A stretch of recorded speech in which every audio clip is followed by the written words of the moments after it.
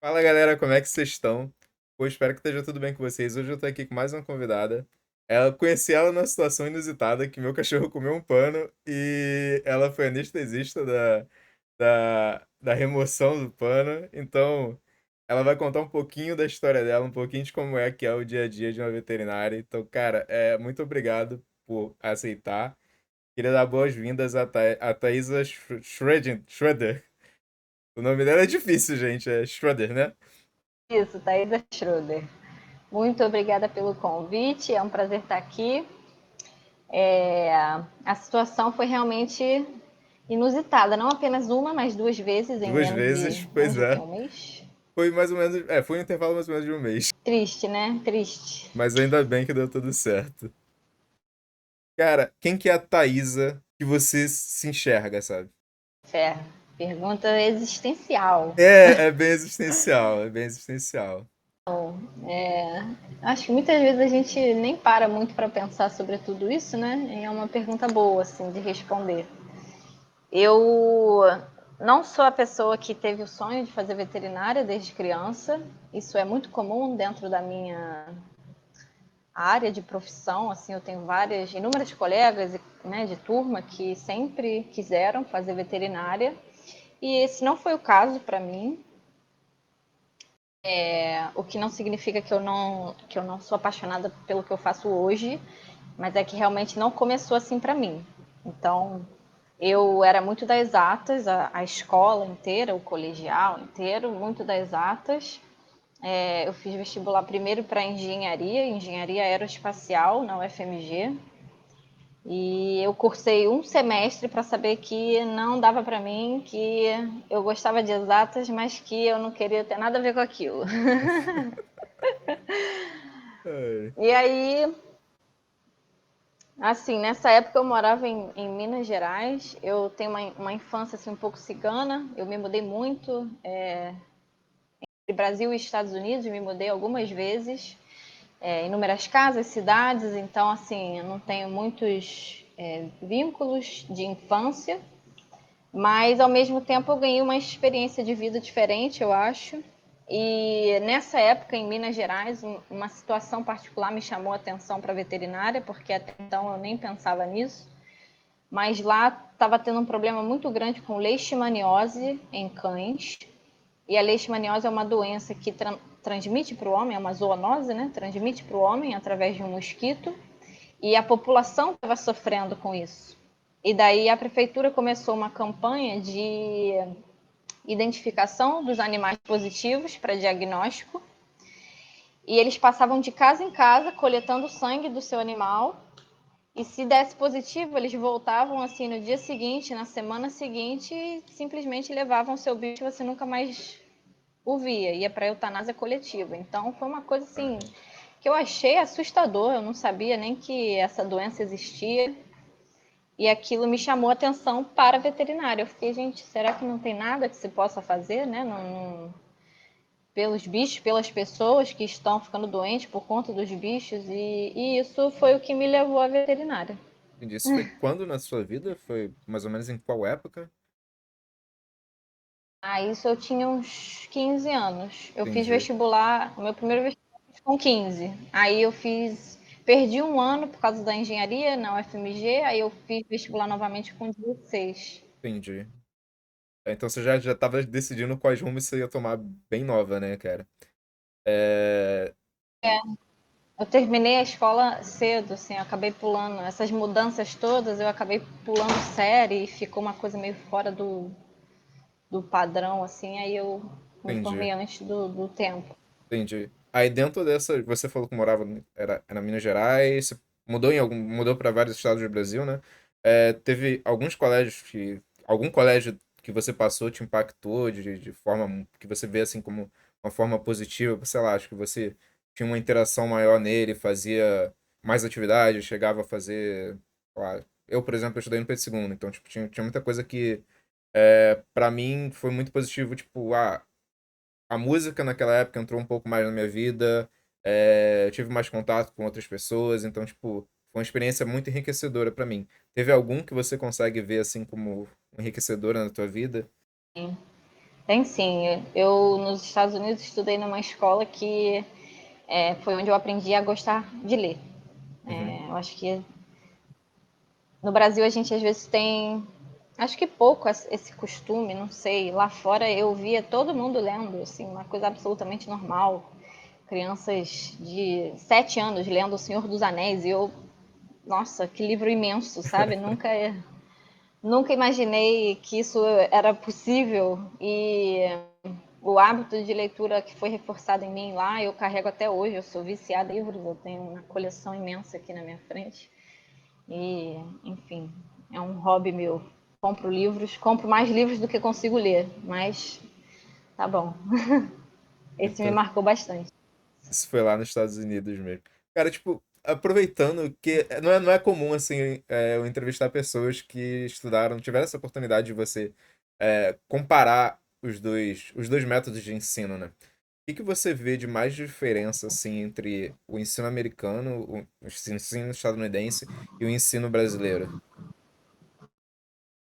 A primeira coisa que eu noto é em termos de quantitativo e qualitativo. Assim, o ensino brasileiro, eu não o considero ruim, comparando, mas definitivamente ele é muito mais quantitativo. Então, aqui se aprende muita coisa em pouco tempo. E daí é um ritmo que não se enquadra perfeitamente no ritmo de todo adolescente. Tanto que a gente vê que algumas pessoas têm mais dificuldade ou acabam tendo dificuldade em determinadas matérias. E eu acho que isso se deve realmente a essa quantidade de conteúdo, porque lá fora, em um ano, eu vi, assim, às vezes, 3 assuntos. Ficava o ano inteiro mastigando aquilo, vendo aquilo de todos os ângulos, sabe, numa determinada matéria. Então, era difícil você ter uma dificuldade numa matéria, assim, por exemplo, que eu não gostasse. Como eu falei, né, eu tinha muita facilidade para exatas e história, geografia já não era tanto meu forte, mas lá fora era dado com tanta calma que você consegue entender a história, os eventos, como que eles se relacionam, diferente daqui, que eu acabava viajando na maionese, né? Era tudo vomitado e eu tinha que depois correr atrás para tentar fazer sentido daquilo. Eu acho que essa é a principal diferença, quantitativo versus qualitativo. Agora, eu não tenho dúvida que se eu pegar um aluno do ensino médio americano e do ensino médio brasileiro, o do ensino médio brasileiro, ele sabe muito mais informação. O americano, aquilo que ele sabe, ele vai saber muito melhor. Cara, você então não teve problema de inglês, né? Porque acho que você morando lá, acho que você acaba absorvendo muito mais. E uma coisa que eu tenho curiosidade, porque, tipo, na engenharia acaba sendo muito presente de a gente ter muito contato com o inglês e, assim, o mercado, ele exige muito. Como é que você vê isso na veterinária?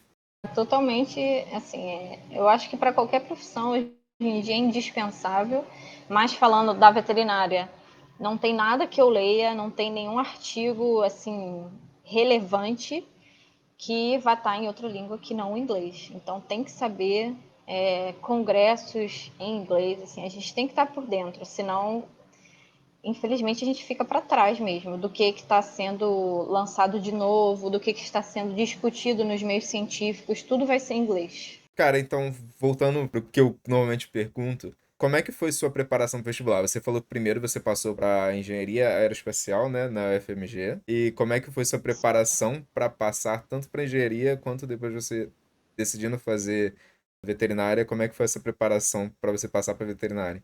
É, quando eu fiz para engenharia, meu primeiro vestibular, eu estudava numa escola que tinha um cursinho junto, né? Então, manhã e tarde era aula normal e fim de tarde até de noite eu já emendava num cursinho, então passava o dia inteiro assim em aula e estudando. É, eu estudei a época do vestibular, meu ensino médio inteiro eu estudei em escola de freira e de padre, né? Então, meu pai conseguiu bolsa de estudo para mim e aí eu acabei ficando lá em Minas, era uma das melhores escolas, assim, eu tenho certeza que isso contribuiu bastante e o meu pai ter conseguido essa bolsa para mim na época foi importante para eu ter conseguido passar na UFMG. Mas depois, na época nem era Enem, né? Não era Enem ainda. Aí é totalmente diferente, né? Você estuda para fazer uma prova de segunda etapa, que é totalmente voltada para aquilo que você quer, né? Engenharia, você tem que saber matemática, física, de repente química, se for um diferencial, dependendo aí da escola. E depois, para eu fazer isso para veterinária, foi um ano de bastante estudo, assim, focado em biologia e química. Eu tive que correr um pouco atrás, porque eu realmente não dava tanta atenção para isso, a ponto de me preparar para fazer uma prova discursiva, né? E daí eu me preparei um pouco mais, fiz mais um ano de cursinho. Era um cursinho meio extraoficial. Eu conheci um professor lá no interior de Minas, ele dava aula na casa dele, ele era fantástico, assim, eu sou fã dele, mas ele é todo diferentão, assim, ele dava aula na casa dele, de chinelo e short, e tinha um punhado lá de aluno que gostava dele pra caramba, e assim, ele tinha, acho que 100% de aprovação em vestibular, e quem aguentasse ficar lá se dava bem, sabe? Eu criei um carinho muito grande por ele, fiquei lá um ano, praticamente assistindo todas as aulas que ele dá, e aí consegui passar depois, né? Você estudou na FMG também, veterinária? Como é que foi? Você fez aonde? Não, não. A veterinária eu fiz na UF, né? Eu vim para o Na Rio, foi UF? quando eu voltei para o Rio. Eu sou do Rio, aí eu fiz vestibular, eu passei para a UF, para a Viçosa e para a UFMG, mas acabei optando por vir para o Rio, para voltar e ficar perto da minha avó, e do restante da minha família, que também está no Rio. Só meu pai que tá em Minas, né? Eu acabei vindo para cá para ficar, pelo menos ter família por perto e ficar um pouco mais agradável, assim, os anos da faculdade. Foi bom, foi uma boa escolha para mim, assim. Como é que foi teu início de graduação? Tipo, você sentiu dificuldade? Como é que foram as matérias? Era o que você esperava? Não era o que você esperava? Às vezes você já esperava algo mais prático? Foi algo muito teórico? Foi prático? Como é que foi? Graças a Deus eu não estudei na faculdade numa época de pandemia, né? Porque foi tudo prático desde o começo, primeiro período já começando com anatomia 1, então é muita ralação assim no começo, é muita teoria, mas ao mesmo tempo é uma teoria bem prática, muita decoreba, saber tudo de diversas espécies, deu trabalho, assim, mas ao mesmo tempo eu me surpreendi positivamente, eu achei melhor do que o que eu esperava. Me explica um pouquinho como é que funciona um curso universitário da área de biológicas. Vocês têm a parte dividida de ciclo básico e ciclo profissional também? Tipo, o ciclo básico, às vezes você estuda com pessoas de biologia, de medicina, de biotecnologia, essas áreas, ou é especificamente o curso para medicina veterinária? Então, a gente tem essa separação de ciclo básico e profissional, mas não é tão perfeita. A gente não estuda com outras disciplinas, assim, mas a gente estuda com professores que dão as matérias para outras áreas, assim, né? Então, eu tive aula com um professor que dava aula para medicina, que dava aula para odonto, mas as turmas em si não se misturavam, né? E aí, os primeiros períodos fazem parte do ciclo básico. Não tem uma divisão perfeita entre o que é o básico e o que é o profissional. No meio do caminho, assim, por volta do quarto, quinto período, isso começa a se misturar, né? Você vê um pouco daquilo que a gente chamaria de já profissional e vai começando a deixar o básico para trás, até ficar bem específico, assim. Não sair do básico e ficar só nessa parte mais específica da profissão. E uma das coisas que me surpreendeu com relação à veterinária, que eu não fazia ideia, e que muita gente não sabe, é a quantidade de áreas em que o veterinário atua, né? Então, eu tive que estudar controle de qualidade de alimentos de origem animal, então ovos, leite, carne. Tive que estudar, enfim, peixes, tive que estudar direito veterinário, você estuda um monte de coisa, eu não fazia ideia que eu tinha que estudar. Para mim era só ali aquele, sabe? Tipo, clínica veterinária, só isso. Mas o veterinário atua em diversas funções, né? Pode ser perito e tudo isso é abordado, né? Em 5 anos. Que legal, cara. Então, tipo, você já via muitas coisas já que você aplicaria já na tua profissão desde o início. Não foi algo que você teve que esperar para você efetivamente ver o que, que ia acontecer. Eu acho que para ver, de fato, mais para quem faz estágio desde o começo, porque o ciclo básico a gente já não. É difícil fazer a ligação entre aquilo que a gente está aprendendo no básico com aquilo que a gente vai precisar usar futuramente. Hoje eu Uhum. vejo essa ligação, mas na época eu não vi ligação nenhuma, assim, entre eu saber farmaco, bioquímica e né, qualquer outra coisa desse tipo, biofísica, e o que eu vou fazer lá na frente. Mas hoje eu vejo que tem total relação. Mas isso não fica claro durante a graduação. Parece que a gente está estudando abobrinha e que nunca vai servir para nada. Falando em estágio, tipo, como é que foi para você arrumar seu primeiro estágio? Você fez ele quando? Foi no início da faculdade? Foi mais pro fim? Eu fiz estágio desde o começo. No meu segundo período eu já fui monitora. Então comecei como monitora de genética animal. Eu me interessei por essa área assim no comecinho. Fiquei monitora disso 2 anos, dois anos, né? 4 períodos. E depois saí por. À medida que a gente vai fazendo disciplinas, vai se interessando por outras coisas. Eu cheguei a fazer um estágio na Rural, na época das férias, com nutrição animal. E não, assim, não, foi legal a experiência, mas eu percebi que não era aquilo que eu queria. Então, às vezes, o estágio também serve para isso, né? Para a gente decidir aquilo que a gente não quer. Sim. E pouco tempo depois disso, eu entrei em 2011, né, na UF. E daí, em 2014, foi 2014, é. Em 2013 eu fiz um processo seletivo pela CAPES. E em 2014, bem no comecinho mesmo, 1º de janeiro, eu estava indo para a Califórnia para fazer um ano de intercâmbio. Aí lá eu fiz estágio com.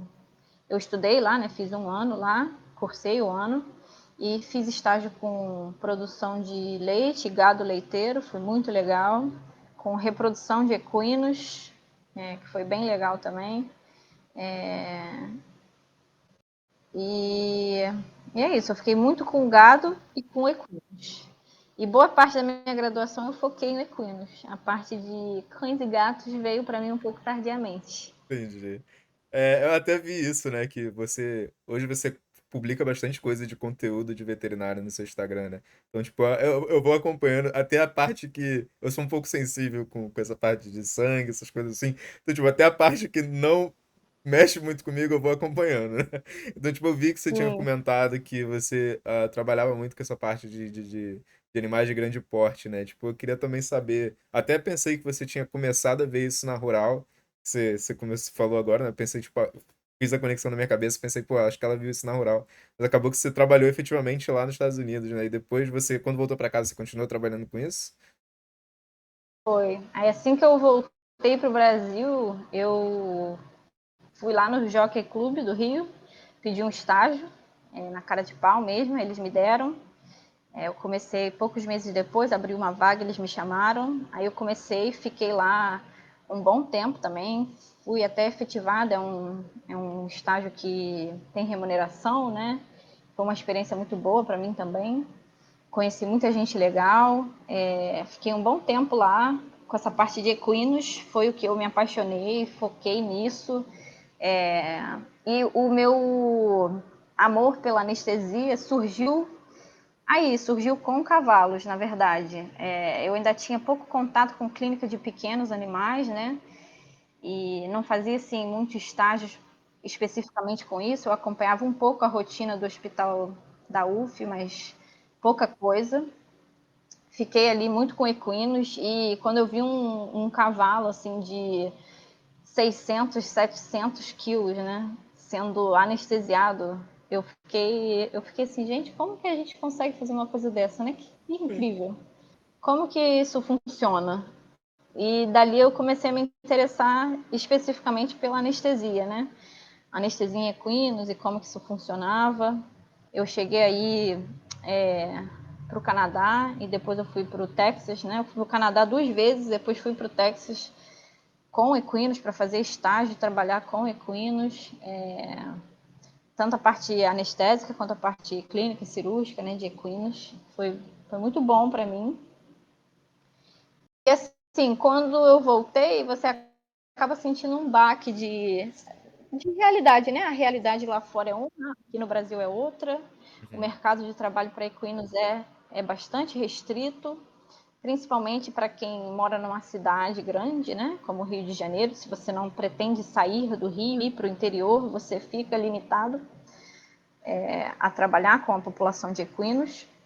E isso foi pesando um pouco para mim. Eu pensei em ir para fora, né, fazer residência fora, residência médica lá fora com equinos. Até tive essa oportunidade assim de ir, de ser aprovada e ir. Mas algumas situações mesmo da vida, né, me impediram de ir na época e eu acabei ficando. E tem um anestesista daqui do Rio, bem conhecido assim na área de equinos, e ele me dava bastante dica. Eu estava sempre acompanhando ele no jockey, e ele falou para mim assim: Thaisa, se você quiser, já que você gosta tanto de anestesia, se eu fosse você, eu procurava saber um pouco de anestesia de pequenos também. E foi aí que eu comecei a fazer clínica com pequenos e correr atrás de anestesia de pequenos e ver como é que era, se eu me interessaria também, porque é um mundo que é mais avançado, digamos assim, do que para grandes, né? As pessoas tratam o cão e o gato diferente do que tratam um equino, né? Principalmente no Brasil. E daí você tem a oportunidade de fazer mais por eles, né? Pelo paciente. E essa diferença foi importante para mim nessa minha decisão, né? Do que fazer e, e onde ficar. Cara, bem legal, tipo, como foi tua trajetória, né? Como foram rumando as coisas, né, cara? Eu fiquei com algumas questões, assim. Você comentou, tipo, questão de estágio remunerado. Aí, eu fiquei pensando em algumas coisas, tipo, você falou que procurava muito estágio de fora, né? Tipo, como é que era a questão de oportunidade dentro da faculdade? Tipo, tinha muita possibilidade de você fazer iniciação científica, coisa do tipo. Monitoria, você comentou que fez, né? Mas a parte de iniciação científica, que acho que você vê algo efetivamente mais na prática, né? Como é que é a oportunidade disso como é que foi a oportunidade disso dentro da UF? Era bastante aberto? Como é que era? Eu via que tinha oportunidades, sim, mas de repente a área de atuação não é muito grande, assim. Eu não lembro como é que estava, por exemplo, iniciação científica na área de clínica mesmo, né? Que é o que eu faço hoje, assim, anestesia. Eu via muita iniciação científica na área de pesquisa para reprodução animal, para nutrição animal, para a parte de alimentos. A UF, particularmente, ela é muito boa, assim, ela é reconhecida por essa de alimentos, então o PIBIC, né, a iniciação científica, acaba sendo forte nessas áreas. A parte de clínica, eu confesso que eu não me lembro assim de nenhum colega fazendo algo na área, particularmente assim, não vou te dizer. É legal, Mas então, que tem. você consegue já ver, tipo, dois mundos diferentes, né? Já na faculdade você consegue ver uma parte mais pesquisa e você tem a possibilidade de buscar fora uma parte mais clínica. Aí da parte de estágio não remunerado e remunerado, era mais comum você ver estágio não remunerado do que remunerado? Como é que funcionava? Com certeza. É 99,9% não remunerado. Entendi. Estágio é sofrido, mas é necessário. E, no geral, ele não é remunerado. Foi uma parte da sua vida que você acha que você aprendeu bastante? Porque às vezes a gente realmente pensa mais na parte de remuneração, mas assim, tipo, existem coisas que a gente não enxerga para o futuro, que a gente não efetivamente pensa muito bem, mas que, tipo, a experiência às vezes conta muito, né? Eu não me arrependo de nenhum dos estágios. Nenhum deles, assim. Só o do Jockey que foi remunerado, todos os outros, inclusive os que eu fui para fora do país, não tinha remuneração, é só gasto, né?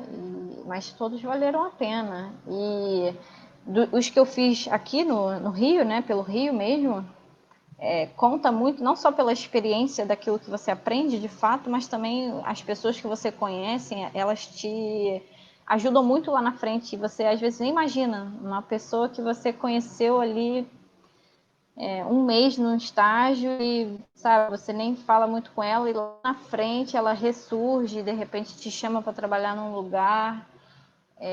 Eu acho que isso é muito importante. A gente tem que estar aberto a conhecer as pessoas e a conversar. Isso lá na frente pode fazer diferença profissional mesmo.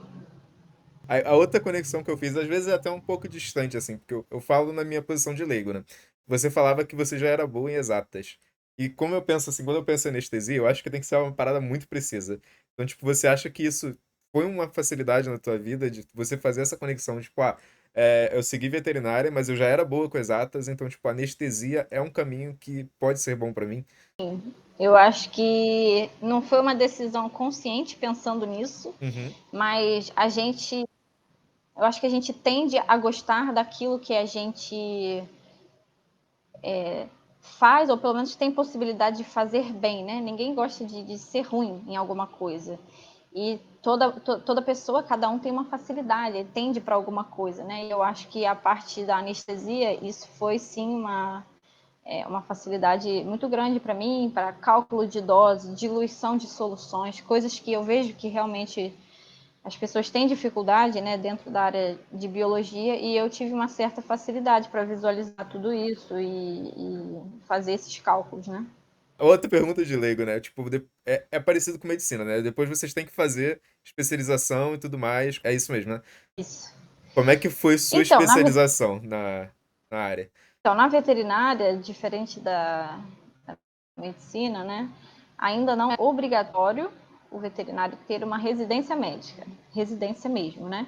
A residência ela existe dentro da veterinária, as diferentes áreas, né? Residência em radiologia, ultrassonografia, residência em patologia clínica, residência em ortopedia, residência em cardiologia, oftalmologia, anestesia, enfim, tem inúmeras, mas ela não é não é obrigatório, né? Faz quem tem interesse e quem passa no concurso.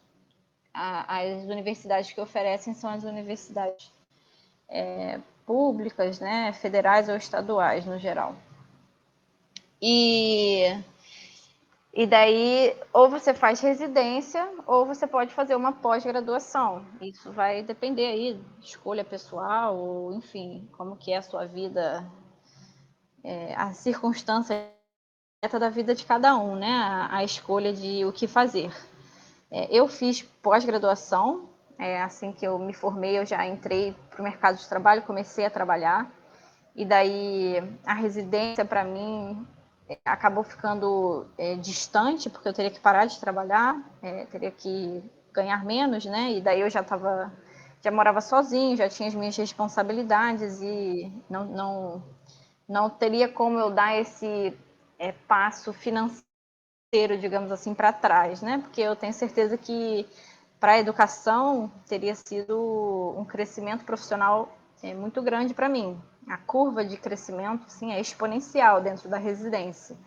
E não que fora dela você não atinja isso, você atinge, mas de uma maneira um pouco mais lenta, talvez, indo e vindo, né? Porque acaba aprendendo com os erros ou aprendendo com os outros e à medida que as coisas vão acontecendo. Aí eu fiz pós-graduação, depois de uns 2 anos de formado, 1 ano e meio de formado, eu fiz pós-graduação em anestesia veterinária pela PAV de São Paulo e foi muito bom. Eu adorei o curso, tinha muita prática, professores excelentes de tudo quanto é lugar do Brasil, da Argentina, muita gente referência mesmo que agregou muito no meu aprendizado e no que eu faço hoje em dia, assim, para fazer bem feito. Após ela já seria focada em animais de pequeno porte ou ela é mais abrangente? Ela é bem focada em pequenos. A gente até tem um módulo, né, em equinos e um módulo em animais silvestres, mas o foco é pequenos animais, cão e gato. Indo pra parte profissional, assim, a gente às vezes acompanha como é o dia a dia de um veterinário, porque a gente eventualmente tem que levar nosso bichinho pra clínica, né? Só que a gente às vezes acontece coisas que a gente não vê. Tipo, por exemplo, é o que eu falei, eu te sigo, então eu vejo que às vezes você corre de um lado pro outro, indo pra uma clínica, indo pra outra, atendendo lugar, atendendo outro, atendendo residência. Como é que funciona o seu dia a dia? Tipo, é normal o veterinário ele trabalhar numa única clínica? É normal o veterinário trabalhar em várias clínicas? Como é que funciona? Tipo, o regime de trabalho, ele é CLT, ele é PJ? Como é que funciona? Então, no Rio de Janeiro, ele não é nenhum nem outro. Não é CLT e não é PJ. Você é indivíduo autônomo. E você vai, a maioria dos profissionais trabalham em mais de uma clínica, mas eu conheço alguns profissionais que trabalham num único local, né, fixo. E assim, acaba que a rotina fica bem. Para quem trabalha em vários lugares, é uma rotina de correria, né? Voltando um pouquinho assim para São Paulo, por exemplo, os veterinários lá eles são PJ, e isso é uma coisa que está vindo para o Rio de Janeiro. Algumas clínicas já estão exigindo que você tenha PJ para trabalhar com eles. Então eu sinto que daqui a 1, 2 anos, de repente, o Rio vai estar igual ao São Paulo, né? Geralmente eles dão o primeiro passo e o Rio vem logo atrás. Eu não entendi E só o não Rio de sei Janeiro. efetivamente o que isso vai mudar. O Rio de Janeiro ele funciona como? Ele funciona. A pessoa te chama para fazer um serviço, por exemplo, você vai atuar como clínico, atendendo ali no dia, né? Geralmente é um contrato verbal.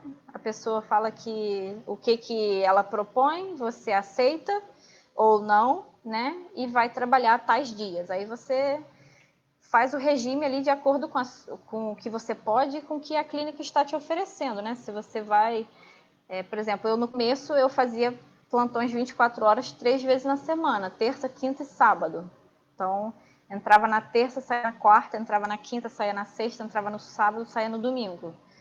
E eu fiquei indo assim um tempo até o corpo começar a cansar, né? E procurar melhorar um pouco esse ritmo de trabalho, tentar sair dos plantões noturnos, né? Geralmente quem se forma começa no plantão noturno, então fica ali, digamos assim, com a xepa, né? Com aquele plantão que ninguém quer pegar na sexta-feira à noite, no sábado à noite. Aí coloca para ser informado, né? Para ele ficar lá fazendo até ele poder ter a oportunidade dele de sair do plantão noturno e trabalhar em dias melhores, enfim. Vai indo assim. E na hora pra parte de atuação, a parte de anestesista mesmo. Por exemplo, quando eu penso em anestesista, sei lá, eu sempre faço minha referência à parte médica, e sei lá, é mais a parte de Grey's Anatomy que a pessoa chega, o anestesista olha, fica observando, vê o paciente, vê se tá tudo bem, ele não efetivamente atua na cirurgia. Como é que funciona na anestesia veterinária? Você chega a atuar, a ajudar o veterinário cirúrgico? Como é que funciona? Então, eu acho que a veterinária está evoluindo para ficar cada vez mais individualizado, setorizado. Mas, assim, acaba que a gente é uma mão a mais no centro cirúrgico, né? Então, mesmo que eu não atue diretamente ali na cirurgia, a gente está sempre atuando de forma indireta para auxiliar em alguma coisa.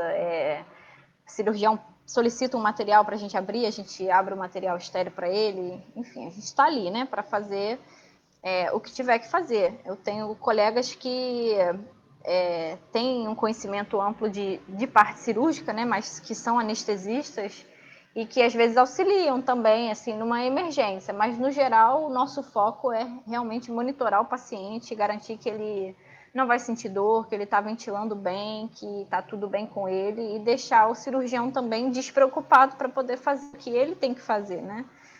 E essa é a vantagem dessa setorização, né, dessa separação das coisas, porque até não muito tempo atrás, né, na veterinária isso não era assim. O cirurgião e o anestesista eram uma coisa só e era muito pior para a pessoa e para o paciente, porque não tem como você fazer as duas coisas ao mesmo tempo e fazer bem feito.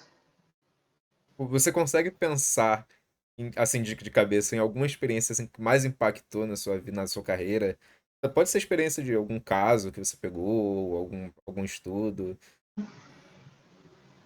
De cabeça, mas você diz assim que me inspirou O ou que mais alguma te coisa que impactou, que você marcou acha que, só? assim, tipo, cara, se não fosse isso, hoje eu não seria essa pessoa. Hoje eu não seria esse profissional. Olha, não sei. Eu acho que uma coisa que me impactou bastante na anestesia veterinária é o uso de ultrassonografia como adjuvante, assim, para ajudar a gente a fazer bloqueios, permitir que o paciente não sinta dor.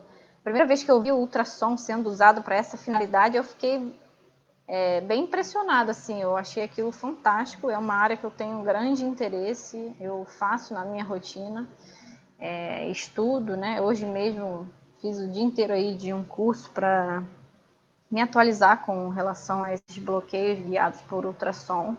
E eu acho que é o futuro, assim. Isso me marca até hoje, né? Estou aprendendo até hoje. E cada ano, assim, tem um bloqueio novo, uma coisa nova. A ultrassonografia, assim, veio para ficar, eu acho. E eu espero estar dentro disso. Bom, indo pra parte final da entrevista, cara, tipo, a sua faculdade, você acha que valeu a pena? Valeu, valeu sim. Eu conheço inúmeros veterinários assim que não encorajam, né, outras pessoas a fazer veterinária. A veterinária, ela realmente tem suas dificuldades. A nossa profissão está entre a profissão, se não me engano, ano passado ela foi a número 1 de burnout e suicídios na Europa e nos Estados Cara, Unidos. Então, assim, não é uma profissão fácil, a carga horária é imensa e a remuneração é relativamente baixa. Então, é muito adicional. Mas, assim, para quem consegue ali se especializar, né, tentar sair dessa rotina muito puxada de plantões e clínica e plantão, é possível sim você crescer, você se desenvolver profissionalmente e como pessoa, né, para que as pessoas reconheçam o seu trabalho e valorizem o seu trabalho, não só num sentido ético e moral, assim, digamos, mas no sentido financeiro também, porque né, na vida adulta isso conta. E, e é possível, sabe? Se a pessoa quer fazer veterinário, eu não. Eu também tem que saber que ela vai encontrar as dificuldades dela no começo e que às vezes a gente não tem tanta noção de como que vai ser, sabe? Tem que ter um certo preparo psicológico para que a gente não caia né, nessa aí, burnout e suicídio que tem sido assustador, né, na nossa área. tá, isso era uma informação que eu não tinha a menor ideia. E, assim, tipo, a gente vê um crescente movimento de pessoas cuidando cada vez mais dos seus bichinhos, né? Como é que você enxerga isso do ponto de vista mercadológico? Tipo, você acha que a tendência da medicina veterinária é crescer a ponto de, tipo, a pessoa realmente está se preocupando com o que o bicho dela está sentindo, né? O que aquele ser ali está sentindo, a ponto de dela buscar tratamentos preventivos, fazer sempre ficar fazendo check-ups com os animais. Como é que você vê isso do ponto de vista mercadológico? Você acha que tem um crescimento? Com certeza tem área para crescer. Eu acho que isso é uma tendência, assim, as pessoas têm tido menos filhos e mais pets, né? Então eles acabam cuidando do pet como se fosse um filho. E assim, não vou entrar nesse mérito particularmente, para o mercado veterinário isso é bom, porque as pessoas procuram fazer check-ups, exames e às vezes até cirurgias e coisas tratamentos que eles não buscavam e não faziam antes, né? Não só porque eles não tinham a informação, mas também porque a veterinária ainda ela vai caminhando. Cada vez mais a gente tem novas tecnologias e novos tipos de tratamentos para ofertar, né? Então, sei lá, 30 anos atrás não devia ser tão comum quimioterapia, por exemplo, de cães e gatos. E hoje isso é uma rotina, uma realidade, né? É perfeitamente possível e a gente ajuda inúmeros pacientes oncológicos dessa forma.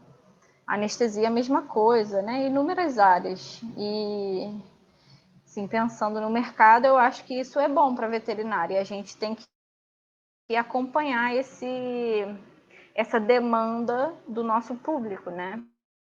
Porque às vezes a pessoa entra para a veterinária porque não quer lidar com pessoas, mas ela esquece que quem leva o animal no veterinário é a pessoa. A gente lida com a pessoa constantemente, né? Eu falo isso para os meus, não pode esquecer do indivíduo. A gente tem que estar ali para ouvir o nosso cliente. O nosso cliente é a pessoa, né? O nosso paciente é o animal. E daí a gente tem que dar essa atenção e o cliente está cada vez mais, está com uma demanda cada vez maior, né? Então, às vezes o cliente já chega para mim e fala que quer fazer tal exame, porque ele já viu isso em algum lugar e ele acha que tem que fazer, né? Então você está a par de tudo e você tem que oferecer sempre o que tem de melhor. Você tem alguma dica para quem tá começando, para quem tá pensando em fazer veterinária? Se a pessoa gosta assim de clínica, de cães e gatos, eu diria para ela estar preparada realmente para começar do baixo, sabe? Ninguém começa do topo, ninguém começa trabalhando de 8 às 5. Isso na veterinária, na verdade, é bem difícil, mesmo para quem não está no começo, mas saber disso, saber que a rotina do veterinário não é bem rotina, né? Tá disposto a trabalhar dessa forma, sem ficar estressado, sem se ser, sem, né, ficar irritado, porque daí não vale a pena. A pessoa tem que saber isso de antemão. Mas tem inúmeras outras áreas na veterinária que ela consegue encontrar isso se ela quiser, né? Concurso público, trabalhar com supermercado, né? Qualidade de alimentos. Tem tantas áreas, né, veterinária, que eu não saberia nem te dizer sobre todas elas. É enriquecedor ver uma pessoa de outra área, porque até agora eu só entrevistei engenheiro, então é enriquecedor ouvir uma pessoa de outra área falando de outra coisa, falando do dia a dia dela, que pra mim é totalmente desconhecido. E, cara, tipo, eu só tenho a agradecer realmente a tua participação, Thaisa. Foi realmente enriquecedor pra mim, acho que pra galera que pode ouvir também pode tirar muita coisa disso. Você quer deixar a tua rede Legal. social, quer fazer seus agradecimentos finais? Pô, muito obrigada a você aí por ter me chamado. Eu tenho sim o meu Instagram, né? Como você mesmo disse, eu posto alguns casos, então para quem acha que tem estômago, então é um mero curioso, pode me seguir lá. Thaisa Schroeder, meu nome, é um pouquinho complicado, mas dá para me encontrar. Eu vou deixar Muito escrito. obrigada aí, Ramon. Eu vou deixar escrito pra te Aí fica achar. Eu vou deixar melhor. o escrito e vou deixar o link também pra te encontrar mais fácil. Cara, muito obrigado mesmo pela Show participação, de bola. Thaisa. Gente, obrigado por ouvir até aqui. Não se esquece de se inscrever no canal, não se esquece de seguir no Spotify. Segue a Thaisa também no Instagram. Dá uma acompanhada nos casos delas, que, cara, pra mim, eu que sou leigo, eu acho bem interessante mesmo as paradas que ela posta. Até a parte da parte cirúrgica eu assisto tudo. De resto, eu não consigo.